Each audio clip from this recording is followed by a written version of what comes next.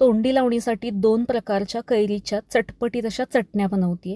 सगळ्यात आधी कैरी चांगली स्वच्छ धुवून घेतली. धुवून पुसून घ्यायची आणि ही चिरून घ्यायची. मधून असे मी याचे 3 भाग करून घेतले. कोय बाजूला ठेवते. पॅनमध्ये तेल घालायचं. तेलामध्ये कैरीच्या फोडी घालायच्या. 2 टोमॅटो अर्धे करून यामध्ये घातले. लसूण मिरची घातली. झाकून हे आपल्याला वाफवून घ्यायचं आहे.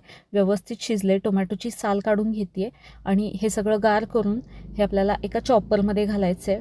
कैरीचा गर काढून घेते मी, तो पण यामध्ये घातला. थोडीशी जिरेपूड, मीठ, लाल तिखट आणि किंचितशी साखर घालून चॉपरमध्ये हे मी फिरवून घेतलं. मस्त चटपटीत चटणी तयार झाली. वरून कोथिंबीर घातली. आता इथे मी कैरीची साल काढून बारीक फोडी करून मिक्सरच्या भांड्यामध्ये घातल्या. त्यामध्ये गूळ, लाल तिखट, मीठ घालून हे फिरवून घ्यायचं आहे. आता कढईमध्ये तेल घालायचं. त्यामध्ये जिरे घालायचे, मोहरी घालायची, लाल सुकी मिरची, कढीपत्ता आणि बनवलेलं वाटण घालून परतून घ्यायचं. मस्त चटपटीत अशा 2 प्रकारच्या चटण्या आपल्या तयार झाल्या. चपातीला अशी चटणी लावून मुलांना तो रोल करून खायला देऊ शकता. 2 दिवस या चटण्या फ्रीजमध्ये टिकतात. कशा वाटल्या कमेंट करून सांगा. आवडल्यास लाईक, शेअर, फॉलो करा. धन्यवाद.